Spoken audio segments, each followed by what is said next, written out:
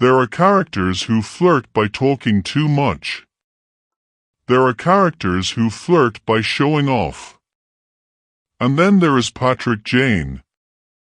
A man who walks into a room, says almost nothing, smiles once, and somehow everyone feels seen.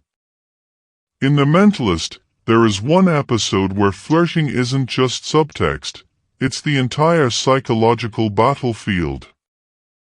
Today we're breaking down Crimson Casanova.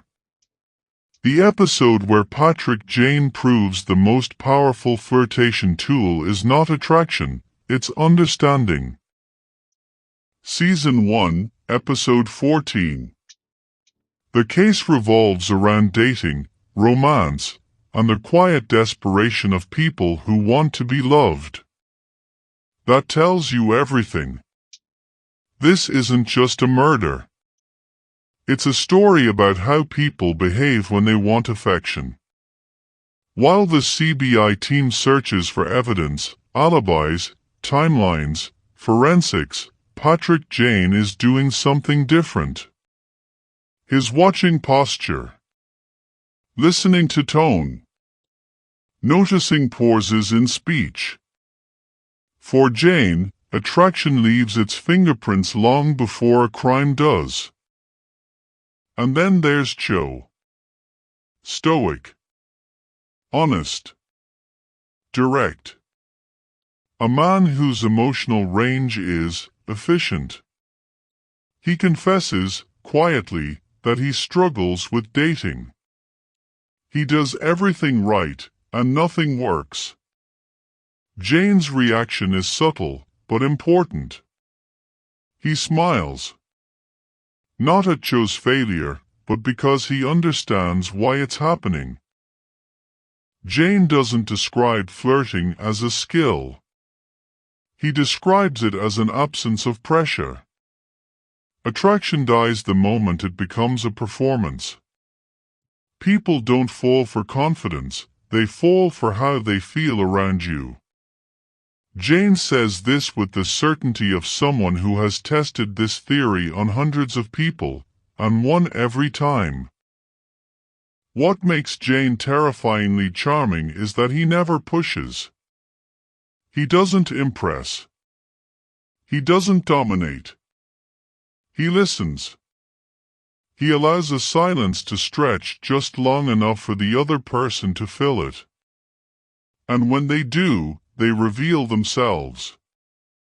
Jane understands something most people never learn. Attention is seductive. Not loud attention. Not desperate attention. But calm, focused presence. Lisbon watches all of this. And here, the episode becomes quietly brilliant. Jane talks about attraction, distance, timing, and Lisbon hears something else entirely. Every lesson Jane gives Cho sounds like it's coming from personal experience. Not with strangers, but with her. Jane never flirts with Lisbon openly. Because he doesn't need to. Their connection exists in pauses, glances, unfinished sentences. Jane understands that the strongest attraction is the one that doesn't demand resolution.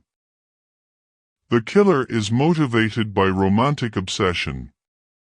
Someone who misunderstood attraction and tried to force it.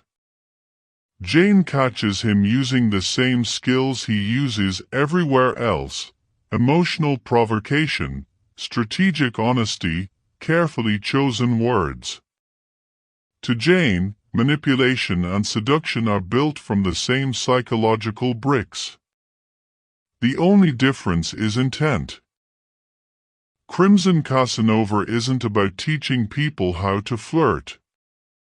It's about showing what happens when someone understands human behavior completely. Patrick Jane could seduce anyone in the room. But what makes him fascinating is that he chooses restraint instead. Because real power isn't conquest. It's control. If you enjoyed this breakdown, let me know in the comments. Is Patrick Jane charming, or simply impossible to resist because he understands people too well? If you want more of this essays and resumes, like and subscribe.